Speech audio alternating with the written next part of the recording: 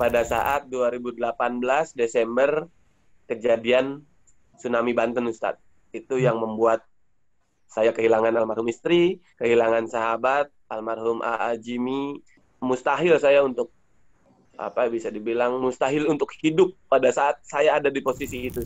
Almarhum istri meninggal dan Allah memberikan kembali kepercayaan saya untuk menikah lagi. Banyak orang bilang, kok terlalu cepat ya untuk menikah. Tepat minggu lalu kita mengalami ujian yang selama ini kita nantikan 8 bulan istri untuk mendapatkan karunia anaknya, namun Allah berkehendak lain. Kita kehilangan calon baby-nya ini, bisa dibilang sedih ya sedih, tapi ya kembali tadi, kita nggak boleh berprasangka buruk kepada Allah.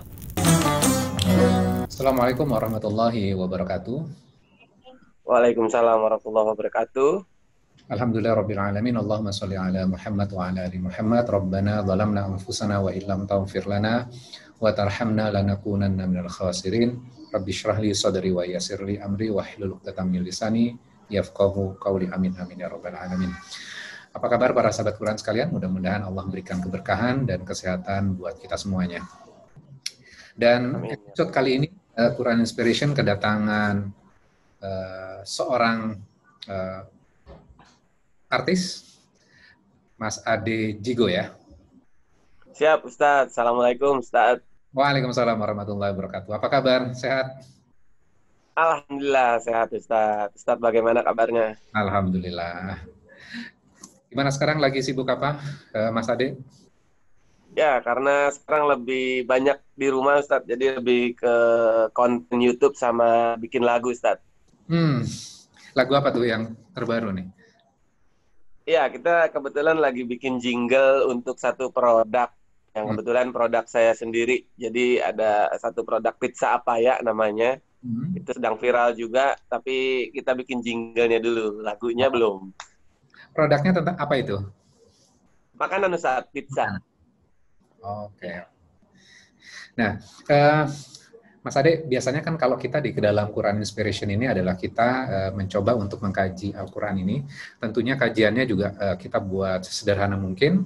Dan di edisi Quran Inspiration dengan bintang tamu ini juga kita akan minta kepada bintang tamu kita untuk hari ini kan Mas Ade untuk bercerita kaitannya dengan ayat ini, tentang pengalaman hidupnya, kemudian apa yang dilakukan ketika misalnya menghadapi sebuah masalah, kemudian korelasinya dengan Al-Quran ini. Oke, kita akan mengkaji surat Al-Baqarah, surat yang panjang ya, berisi 286 ayat. Kita akan belajar di satu ayat, tapi tentunya kita nggak akan belajar di keseluruhan ayat ini, kita hanya belajar 3 bagian saja. Saya baca dulu, nanti saya minta Mas Ade untuk baca terjemahannya ya. A'udzubillahi minasyaitonir rajim. Bismillahirrahmanirrahim. La yukallifullahu nafsan illa wus'aha, laha ma kasabat wa 'alaiha ma iktasabat. Rabbana la tu'akhidna in nasina aw akhtana. Silakan dibaca terjemahannya. Allah tidak membebani seseorang melainkan sesuai dengan kesanggupannya. Dia mendapat pahala dari kebajikan yang dikerjakannya, dan dia mendapatkan siksa dari kejahatan yang diperbuatnya. Okay. Mereka berdoa, ya Tuhan kami, janganlah Engkau hukum kami jika kami lupa atau kami melakukan kesalahan. Ya. Nah, ini adalah bagian yang penting untuk kita pelajari, Mas Ade ya. Kita saling sharing aja ya. Nanti juga Mas Ade bisa cerita tentang pengalaman hidupnya tentang ayat 286 ini. Jadi di bagian awal di dalam ayat ini Allah mengatakan la yukallifullahu nafsan illa wus'aha. Allah tidak membebani seseorang melainkan sesuai dengan kapasitasnya. Jadi kalau kita belajar nih Mas Ade, sebenarnya manusia itu kita udah punya kapasitas. Kemudian masalah yang didatangkan kepada kita itu pasti takarannya pas dengan kita. Tidak mungkin masalah. Tidak mungkin lebih ya Ustaz. Betul. Tidak mungkin lebih. Pasti sesuai dengan kapasitas kita. Kenapa ngomongnya pasti? Karena Allah yang berbicara di sini kan. Al-Quran, betul. Al-Quran. Kan tidak menggunakan kata insya Allah ya. Karena Allah yang mengatakan. Tidak ada. Ya, artinya bahwa sesungguhnya setiap orang itu memiliki kapasitas dan masalah yang didatangkan kepada orang itu sanggup kok menghadapinya. Kira-kira gitu. Nah, Siap, coba Ustaz. sekarang kita akan melihat dengan angle yang berbeda ya. Supaya mudah saya berikan ilustrasi, nanti kita akan hubungkan dengan bagian ayat ini ya. Misal gini, Mas Ade, katakanlah ada seorang anak yang pintar di kelas, dia jago matematika. Gurunya juga tahu bahwa anak ini pintar, anak ini punya kapasitas. Kemudian saat ujian sudah diberitahukan 1 minggu sebelumnya bahwa akan ada ujian, tapi dia nggak belajar. Dia nggak belajar, terus pas saat ujian ternyata dia mengalami kesulitan. Yang biasanya dia mendapatkan nilai 100, saat ini ketika dia tidak prepare, tidak mempersiapkan dirinya, hasil ujiannya dia 80. Teman-teman yang lain sih, walaupun sudah belajar, teman yang lain belajar, dia nggak belajar, teman lain yang belajar hanya mendapatkan paling tinggi 70. Dia nggak belajar, dapat 80 nih. Sedangkan teman yang lain Iya. belajar, dapatnya cuma 70. Tapi, sang guru ini kan tahu bahwa si anak ini harusnya dia dapat 100. Karena dia tidak belajar, maka dia dapat 80. Karena gurunya paham, gurunya akan tahu bahwa anak ini belum maksimal. Karena dia nggak belajar, harusnya dia dapat ya minimal 95 dia dapat. Gitu. Baik. Tapi karena nggak belajar dia dapat 80. Kalau kita ngelihat orang lain gitu ya, ngelihat keseluruhan teman-temannya, loh, yang teman-teman yang lain kan dapat 70 maksimal, dia 80, udah oke dong. Harusnya kan seperti itu kan. Betul. Tapi gurunya Iya. bahwa kamu itu nggak maksimal loh. Walaupun kamu dapat 80 dan nilai tertinggi, kamu nggak maksimal. Nah, kita balikan kepada ayat ini. Kadang dalam kehidupan kita, kita seperti anak tadi. Kita punya kapasitas, kita punya kemampuan nih. Tapi kita nggak maksimal. Kemudian kita alih-alih mengatakan seperti ini. Enggak kok, saya sudah maksimal kok. Saya sudah melakukan maksimal. Allah tahu kok kapasitas kita, kita harusnya melakukan hal yang lebih. Kita sanggup kok sebenarnya. Betul. Nah, kita balik lagi pada ayat ini. Yang menjadi masalah adalah kita merasa sudah melakukan maksimal kapasitas kita. Tapi dari kacamata Allah gitu, kamu belum maksimal kok. Karena tidak ada persiapan tadi, Ustaz. Ya, jadi misalnya, Salah satunya ya. nah contohnya misalnya kita harusnya bisa bersedekah 100.000. Kapasitas kita mampu kok. Tapi kita ya 5.000 yang penting ikhlas kan gitu kan. Berarti kan sebenarnya belum maksimal. Belum maksimal. Nah, Ya.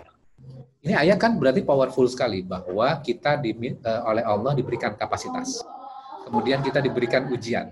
Harusnya kita bisa menyelesaikan ujian ini dengan kapasitas yang kita miliki. Betul. Ya. Nah, sekarang pernah nggak Mas Ade mengalami sebuah peristiwa, dan saya ini baru dikasih tahu nih, diberikan ujian dengan istri ya, kemarin diuji dengan ya. Nah, gimana cara Mas Ade ngelihat ayat ini, kemudian sekarang ngelihat ujian istri harus keguguran, kemudian gimana cara menghadapinya? Apakah pernah nggak misalnya ketika menghadapi itu, wah kok komplain kepada Allah, kenapa sih ya Allah kok diberikan ujian seperti ini? Atau malah ini pasti yang terbaik dari Allah? Monggo Mas Adi untuk bisa di-share. Ya, baik Ustaz, terima kasih. Kebetulan tepat minggu lalu kita mengalami ujian yang selama ini kita nantikan 8 bulan istri untuk mendapatkan karunia anak. Alhamdulillah positif waktu itu untuk hamil, namun Allah berkehendak lain. Ya. Kita di balik semua ini pasti ada hikmahnya. Namun yang pertama kita kaget Ustaz. Jadi kondisinya kita yakin bahwa Allah sudah memberikan yang terbaik. Ini saya titipkan anak untuk kalian. Tapi mungkin satu sisi kitanya, saya dan istri juga persiapan, terus kembali lagi ke rizki, Ustadz. Anak itu kan rizki, Ustadz, yang luar biasa. Ya, kita positifnya saya dengan istri, ini belum rizkinya kita. Kita harus ikhtiar lagi, kita usaha lagi, tetap thinking sama Allah. Pasti di balik ini ada hikmah, ada yang lebih baik. Bukan berarti yang kemarin tidak baik, tapi pasti memberikan yang terbaik. Itu Ustaz. Dan saya bersama istri saling menguatkan. Karena kita kehilangan calon baby-nya ini bisa dibilang sedih ya sedih, tapi ya kembali tadi, kita nggak boleh berprasangka buruk kepada Allah. Dengan keyakinan Allah pasti kita juga yakin akan dikasih lagi yang lebih baik. Bukan berarti yang kemarin tidak baik ya Ustadz ya. Gitu. Dan di satu sisi kita juga ikhtiarnya mungkin doanya, terus pola makan, pola istirahat, itu juga harus tetap kita jaga. Jadi ya insya Allah pasti memberikan kembali baby yang baik Ustadz. Ya, dan insya Allah bisa melewati ujian ini ya. Insya Allah Ustadz, insya Allah. Tepat 1 minggu Ustadz hari ini. Kenapa? Tepat 1 minggu hari ini. Kejadiannya hari Minggu juga kemarin. Ya, mudah-mudahan Allah ganti dengan yang lebih baik ya, dan lebih berkah lagi. Amin, amin. Insya Allah Ustadz, mohon doanya. Jadi memang enak ya kalau misalnya kita berpegangan kepada Allah, berpegangan kepada Al-Quran. Ketika ada masalah, kita lebih tenang ya ketika menghadapi itu. Pasti ujian yang kita diuji oleh hal itu, insya Allah itu adalah yang terbaik dan kita pasti bisa melalui ujian itu. Nah, kemudian kita lanjutkan lagi ya, Mas Ade. Baik Ustaz. Laha ma kasabat wa 'alaiha maktasabat. Dia mendapatkan dari kebajikan yang dia kerjakan, dia mendapatkan dari kejahatan yang dia perbuat. Kalau kita lihat, kalau kita baca terjemahan yang di dalam kurung itu, ya kalau kita lihat dalam kurung itu kan ada mendapatkan pahala. Nah, kata pahala itu tidak ada di kata dalam bahasa Arabnya. Itu adalah tambahan sifatnya. Nah, baik Ustaz. Sekarang kita belajar gini. Laha ma kasabat wa 'alaiha maktasabat. Di situ ada kata kasaba, kemudian ada iktasaba. Ada 2 kata tuh ya. Iya, Ustaz. Dan iktasaba. Artinya apa sih kasaba itu? Kasaba itu adalah sesuatu yang gampang kita lakukan.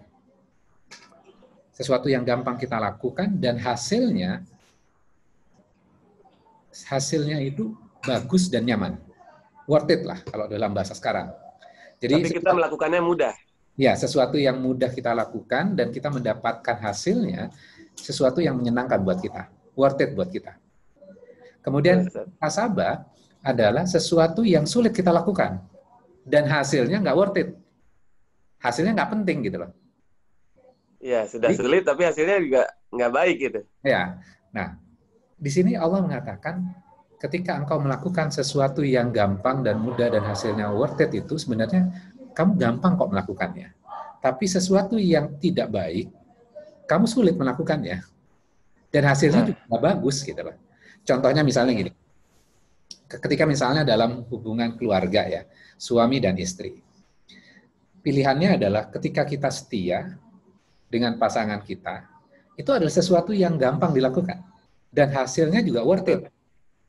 Tapi ketika misalnya berselingkuh, berkhianat, gitu ya, itu adalah sesuatu yang sulit. Pasti melakukannya kan sembunyi-sembunyi. Tidak pengen ketahuan orang lain.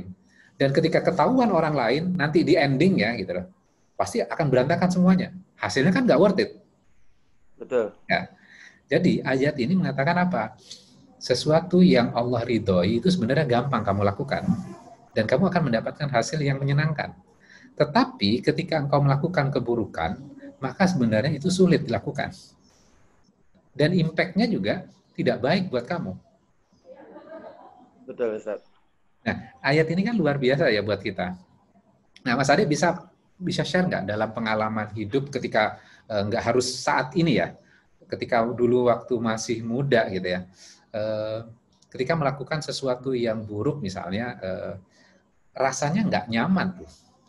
Ketika misalnya harus berbohong atau mengambil hak orang lain, ada perasaan di dalam hati itu nggak enak gitu ya. Iya, Nah, bebannya luar biasa, Ustaz. nah, bisa di-share nggak? Terus ketika mengalami hal itu, apa yang dilakukan kemudian akhirnya bisa balik lagi? Oh, yang ini loh yang lebih enak gitu. Nah, jadi ini baru saja saya alami pada saat pandemi bulan Maret pas Ramadan kemarin, Ustaz. Hmm. Saya berusaha untuk lepas dari riba, Ustaz. Oh gitu. Oke, oke. Alhamdulillah. Ya, jadi alhamdulillah pelan-pelan kita lepas dari yang namanya riba. Pertama, terkait dengan hutang piutang atau riba atau kita mencicil ya, kredit ya kalau bahasa sekarang ya. Ya, bahasa kerennya. Saya itu di awal, ya padahal kita sudah tahu kredit itu riba gitu. Mm-mm. Dan padahal prosesnya pun tidak mudah. Sama seperti Ustaz bilang tadi, prosesnya tidak mudah dan kita sudah tahu hasilnya ini dosa gitu. Ya. Tuh, tapi tetap kita lakukan karena memang kita memikirkannya dunia, Ustaz. Mm-mm. Tidak memikirkan endingnya, dosanya bagaimana. Ya. Tapi setelah kita lepas dari riba, kemarin cuma bilang, ya Allah, jauhkan saya dari riba. Mm. Nah, saya punya yang kebetulan hutangnya tidak banyak, tapi kok saya walaupun tinggal sedikit ini kayaknya berat gitu Ustaz untuk mengangsurnya gitu, mengangsurnya. Padahal itu sudah menjadi kewajiban saya untuk membayar tiap bulan gitu. Ya. Tapi Allah alam qadarullahnya saya pada saat pandemi merenovasi rumah Ustaz. Jadi kegiatan di rumah itu kita habiskan untuk membuat rumah lebih baik. Nah, pada saat saya belanja bahan bangunan, dananya kurang. Ya udah, inilah cara Allah, salah satu cara Allah untuk menjauhkan saya dari riba. Mobilnya langsung saya jual, saya tutupi hutangnya, saya buat bayar bahan bangunan. Nah, sekarang rumahnya jadi bagus, walaupun kita sudah tidak ada mobil, tapi kita masih ada mobil listrik, tapi kita merasa tenang, Ustaz. Itu yang saya alami sampai saat ini. Kita kayaknya tiap bulan tahun lalu tuh tiap bulan kayaknya dikejar-kejar sama angsuran tuh kayak pikirannya luar biasa. Tapi sekarang insya Allah kita nggak usah mikirin tiap bulannya. Jadi aman Ustaz. Jauh dari riba itu luar biasa enak. Tenang. Yang saya dapatkan tenang itu Ustaz. Ya. Dan sekarang walaupun sudah nggak ada kendaraan mobil, tapi saya bisa menikmati dengan mobil lain, driver lain, yaitu ojek online. Drivernya beda-beda tiap hari, Ustaz. Mobilnya ganti-ganti terus ya mereknya ya? Betul, drivernya juga ganti-ganti, Ustaz. Punya sopir ya? Nah, itu dia. Jadi secara prinsip awalnya berat, Ustaz. Yang namanya kita mau lepas dari riba. Tapi saya berdoa, ya Allah jauhkan saya dari riba. Alhamdulillah, dilalahnya saya harus menjual mobil itu dan harus membayar kekurangan bahan bangunan itu, Ustaz. Jadi sekarang kita nikmati dengan tanpa riba, itu Ustaz. Ya. Itu padahal yang tadi Ustaz bilang ya, awalnya kan sulit, tapi hasilnya nggak bagus gitu. Ya. Tapi awal mudah kita mau menjauhkan dari riba, hasilnya baik gitu, tenang, kitanya lebih tenang. Ya. Dan memang kalau kita berlandaskan Al-Quran itu, yang kita peroleh adalah sebuah ketenangan. Karena kan kita, namanya Al-Quran itu kan sebenarnya fungsinya adalah petunjuk. Jadi bukan hanya sekedar kita baca Arabnya, kemudian kita sudah puas, oh saya sudah mendapatkan pahala, tapi memang kita harus mencerna Al-Quran ini, kemudian setelah kita cerna, kemudian kita internalisasi, kemudian itu akan mendatangkan ketenangan. Karena kita sudah mendapatkan petunjuk. Tadi Mas Ade cerita, awalnya kelihatan mudah, padahal sebenarnya sulit. Mau hutang itu kan banyak potongannya kan? Potongannya, syaratnya Banyak, kemudian habis itu kita harus membayar lebih dari uang yang kita pinjam. Dari pinjaman kita. Kemudian kelihatannya memang kita kayak keren nih, punya ini, punya itu dari hasil dari riba itu kan. Betul. Tapi sebenarnya dalam hati kita tidak merasakan ketenangan. Was-was, ini gimana nanti kalau misalnya nggak bisa bayar. Dan ternyata setelah tidak menggunakan itu dan melunasi riba itu dan terbebas, walaupun katakanlah dalam tanda kutip orang melihatnya, wah mobilnya berkurang, tapi yang kita tidak bisa dilihat oleh orang adalah ketenangan pada diri kita. Kita lebih nyaman kan? Betul, Ustaz. Betul. Ya. Dan memang kita harus banyak belajar ya, bahwa ketika kita melakukan istilahnya kesalahan, pasti eh, kita sadarnya kan setelah melakukan itu ya. Nah, sekarang kita lanjut Ya, ke ayat sadar. ya. Karena di dalam Al-Quran itu saling berkorelasi ya. Nah, sekarang kita lihat. Rabbana la tu'akhidna in nasina aw akhtana. Boleh dibantu ya, apa namanya, baca terjemahannya? Ya Tuhan kami, janganlah Tuhan Engkau. kami, janganlah hukum kami jika kami lupa atau kami melakukan kesalahan. Ya. Nah, di sini kita minta kepada Allah, jangan Engkau hukum kami. Jika kami apa? Innasina. Jika kami Melakukan lupa. kesalahan. Bukan berarti gini bahwa katakanlah tadi, misalnya pasti Mas Adi juga tahu gitu loh. Ketika kita paham sebuah hukum, bukan berarti kita nggak akan lupa. Misalnya gini contohnya sederhananya. Kita kan tahu bahwa eh, sholat duhur itu 4 rakaat, Betul. kan? Kita paham tuh. Tapi kadang kita lupa tuh. Ketika kita sholat, ini 4, 3, atau udah rakaat berapa nih? 5 atau kelebihan. Kelebihan. Jadi walaupun kita tahu, kita juga bisa lupa. Dan itu juga kesalahan buat kita. Ya kan? Sehingga kita minta Betul. kepada Allah, ya Allah jangan hukum aku kalau aku lupa. Nah, itu kan juga bentuk kesalahan yang kita lakukan ya. Kemudian yang kedua, kemudian berikutnya apa? Au akhtana. Kalau kami salah. Bisa nggak sebenarnya gini, ketika misalnya kita sudah tahu, ya, kita sudah tahu sebuah hukum, riba itu nggak boleh. Betul. Riba udah kita tahu dan sudah diajarkan, tapi kita melakukan. Karena ada keterpaksaan, loh kalau nggak pakai ini, saya nggak punya apa-apa nih. Kemudian akhirnya kita melakukan. Dan itu kan sebenarnya sebuah kesalahan. Kita Ya, tahu kok, kita tahu, tapi kita melakukannya. Artinya bahwa diri kita salah. Maka kita minta kepada Allah di sini, ya Allah, jangan hukum kami kalau kami lupa dan lupa melakukan kesalahan. melakukan kesalahan. Padahal Allah sudah mengatakan di bagian awal, masalah ekonomimu itu, gitu loh, kamu sanggup kok menjalaninya. Cuman kita nggak sabaran. Kita pengennya yang instan. Ya, Maka kita minta kepada Allah untuk jangan hukum kami ya Allah kalau kami lupa atau kami bersalah. Kan gitu ya. betul. Ya, Makanya pentingnya dalam agama kita itu kita bukannya ketika kita paham agama kita jadinya sombong, tapi kita melakukan introspeksi pada diri kita. Bukan kita menuduh orang lain salah loh, tapi kita akan ya, mengatakan betul. ya Allah gitu loh. Ternyata kemarin salah ya. Ternyata apa yang kita lakukan kemarin keliru. Oh ternyata kalau kayak gini tadi Mas Adi cerita, oh ternyata kalau nggak pakai riba tenang nih hidup kita. Hidup kita lebih nyaman. Betul. Akhirnya kan kita beristighfar Betul. kepada Allah. Nah, ada nggak momen ketika misalnya Mas Ade melakukan sebuah kesalahan, kemudian ketika kembali kepada Allah dan mengakui, ya Allah salah, dan kita nyaman sholatnya? Bisa di-share nggak Ya, kepada para sahabat Quran, supaya kita juga bisa mengambil inspirasi buat diri kita masing-masing? ya. Jadi dalam hal sholat ya Ustadz ya, kayak karena kemarin pandemi yang di awal-awal itu kan masjid mayoritas ditutup ya Ustadz ya.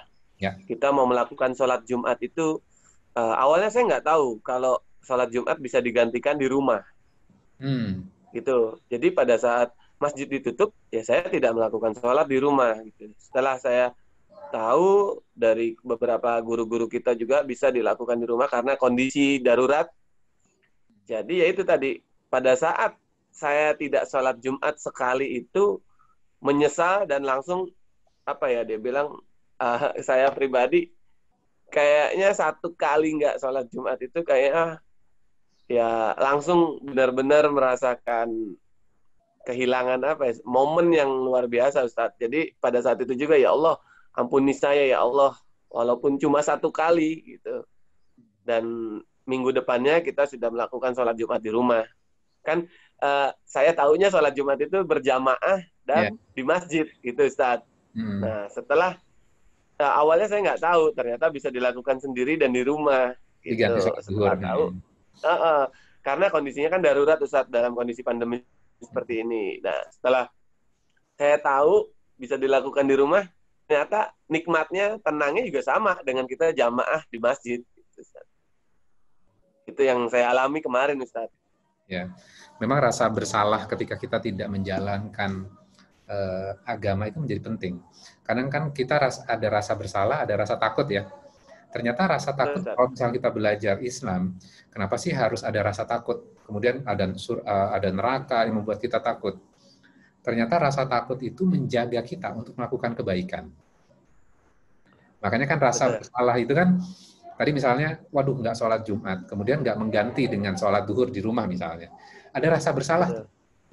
ada rasa Ya. nggak nyaman tuh. Tapi ketika misalnya kita, oh ternyata seperti ini ya, bisa diganti dengan sholat duhur. Ketika kita kehilangan momen tidak sholat duhur untuk mengganti sholat Jumat, itu kan nggak nyaman. Dan kita Ya, betul. merasa kan. Betul. Maka doa ini tepat untuk kita lantunkan. Kita minta kepada Allah, ya Allah jangan hukum Jangan kami. hukum kami Kalau di saat kami lupa atau melakukan kesalahan. kesalahan. Mungkin kita sudah tahu sebenarnya ketika dulu SD, SMP sama guru kita diajarkan gitu ya. Tapi ketika kita dewasa kita lupa. Dan yang repot adalah kalau misalnya kita bersalah, kemudian Allah menghukum kita. Nah, itu bahaya, Ustaz. Bahaya kan buat kita. Sehingga di dalam surat Al-Baqarah ayat 286 ini menjadi sebuah pelajaran buat kita. Ini adalah doa yang powerful ya. Bahkan ketika selesai sholat, kita bisa membaca surat Al-Baqarah ayat 286 ini karena berisi doa dan menguatkan keyakinan kita bahwa setiap ujian itu sudah ada takarannya. Dan kita mampu.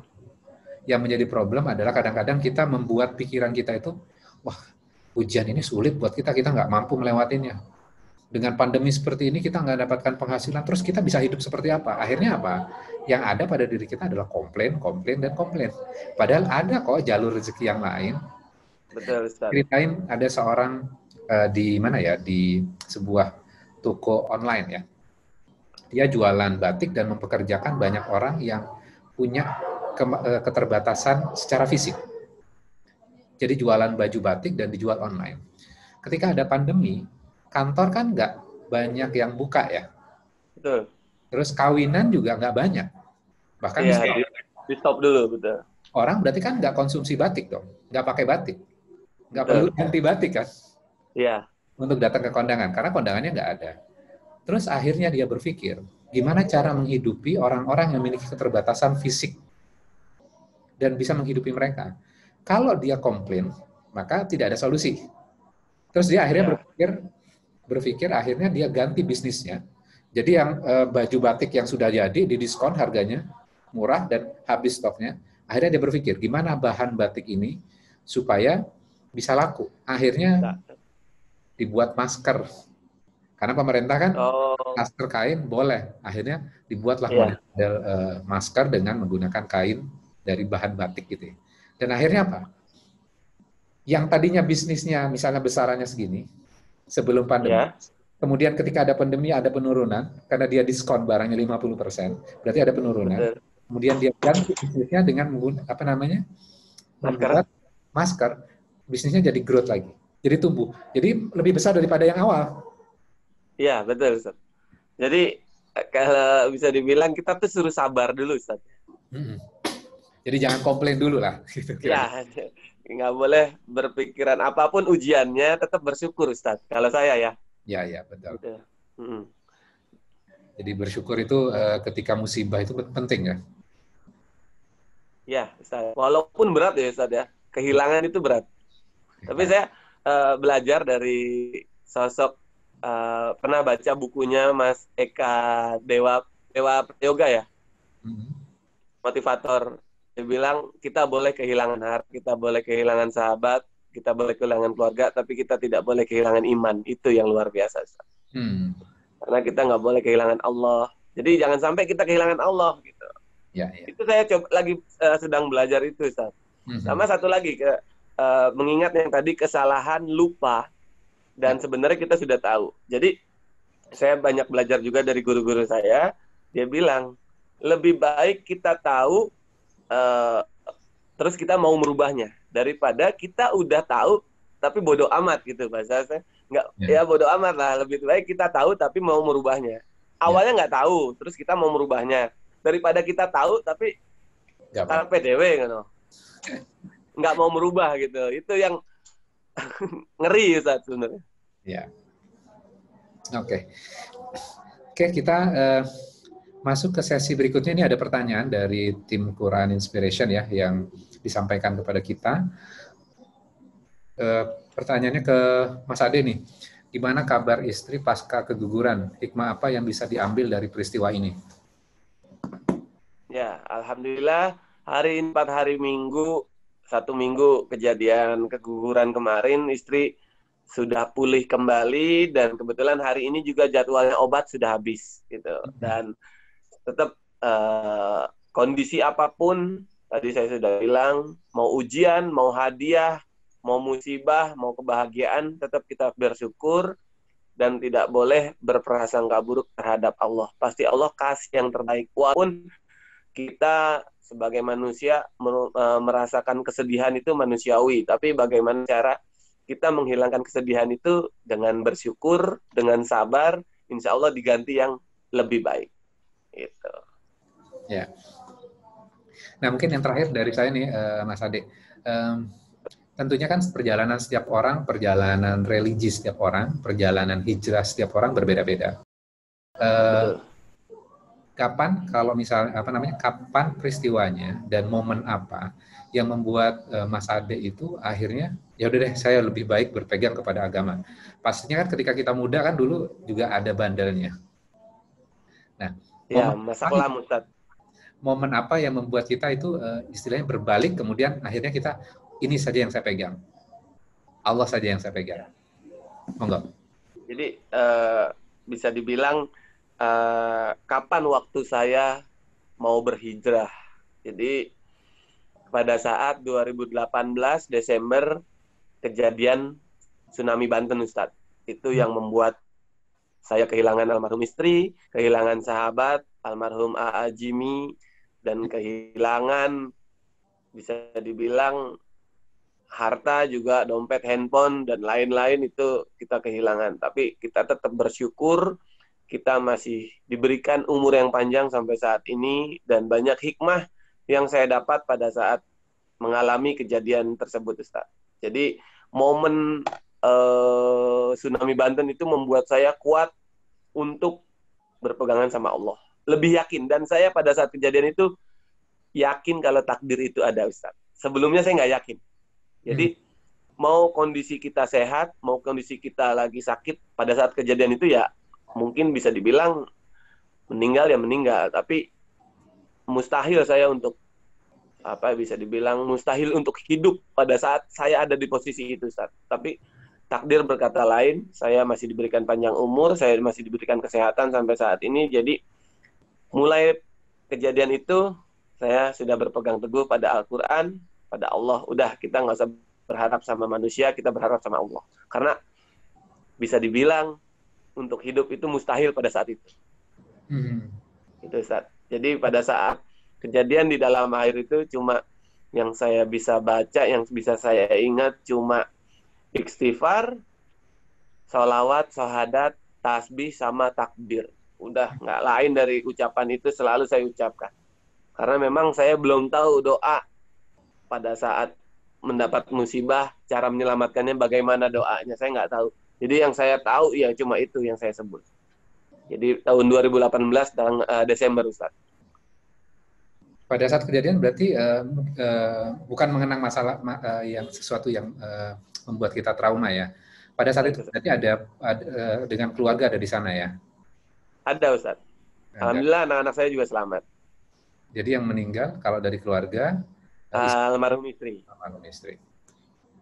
Ya, kemarin juga kan kembali ke ayat ini juga, Ustaz. Jadi almarhum istri meninggal dan Allah memberikan kembali kepercayaan saya untuk menikah lagi, dan alhamdulillah istri yang sekarang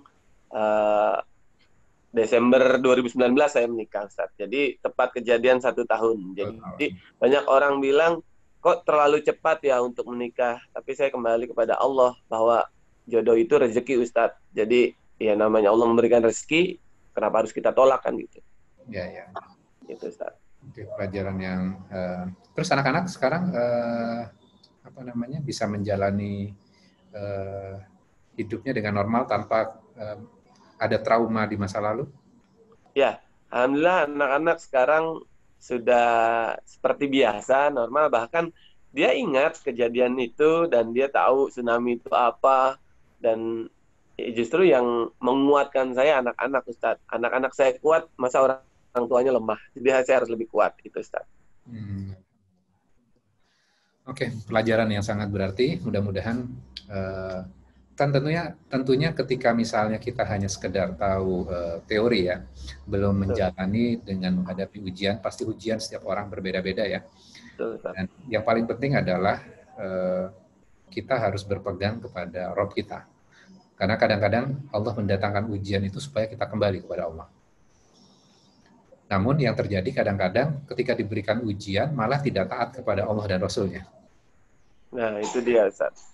Malah menjauh dengan adanya ujian. Padahal ujian itu harusnya mendekatkan diri kepada Allah dan Rasul-Nya. Karena kalau tidak, maka kehidupan kita bisa jauh lebih berantakan lagi. Dari sebelum mendapatkan ujian. Ya, sebelum mendapatkan ujian, benar. Jadi kehidupan kita bisa lebih berantakan sebelum kita diberikan ujian itu, jika kita setelah diberikan ujian tidak taat kepada Allah dan Rasul-Nya. Nah, seringkali kan ketika misalnya, contohnya sederhananya, ketika kita melakukan sesuatu, kemudian ketika diuji, malah kita masuk ke dalam kemaksiatan. Nah, misalnya marah sama istri misalnya, karena kesel gitu loh. Saya baca di sosial media, wah, karena saya kesel dengan istri, ya udah, saya mau tinggalkan dia, kemudian saya mau ke tempat yang nakal. Nah, itu kan tidak taat kepada Allah dan Rasul-Nya. Diberikan ujian, harusnya mendekat kepada Allah dan Rasul-Nya, malah menjauh. Ya, bukan memperbaiki, Ustaz. Malah memperkeruh. Memperkeruh. Dan akhirnya ketika dia melakukan itu, keluarganya jadi berantakan, keluarganya jadi pecah, kemudian anak-anaknya juga jadi bingung, mau ikut siapa, karena ayah dan ibunya berpisah. Dan akhirnya kehidupan jauh lebih berantakan. Mudah-mudahan kita terhindar dari hal seperti itu, malah ketika diberikan ujian maupun diberikan rezeki, kita tambah dekat kepada Allah. Kalau diberikan ujian kita bersabar, kalau diberikan nikmat kita bersyukur. Jadi sama-sama dekat kepada Allah. Luar biasa, Ustaz. Ya, itu yang saya masih belajar, Ustaz. Jadi dengan kondisi sekarang kita menghadapi ujian itu kita sudah tahu bagaimana solusinya, yaitu bersyukur, bersabar, mendekat pada Allah. Tapi yang kita khawatirkan, yang saya takut, di saat kita diberikan nikmat, kebahagiaan, itu malah kita juga menjadi lupa, Ustadz. Ya, betul. Itu yang saya sedang belajar. Jadi mungkin bisa dibilang pil pahit sudah bisa saya telan, pil manis yang harusnya sama-sama kita telan, Ustadz. Masa pahit ditelan, manis ditolak kan gitu? Itu, Ustadz. Iya, betul. Yang mudah-mudahan Allah berikan kemudahan buat kita semua. Amin, Ustaz. Insya Allah. Dan Allah berikan keberkahan di umur kita, dan kita juga mendidik anggota keluarga kita, istri, anak-anak, dan mudah-mudahan Allah berikan keridhaan buat semuanya dan dipertemukan di surganya nanti. Amin, Ustaz. Insya Allah, Ustaz. Mas Ade sudah bersama kami, bersama Quran Inspiration.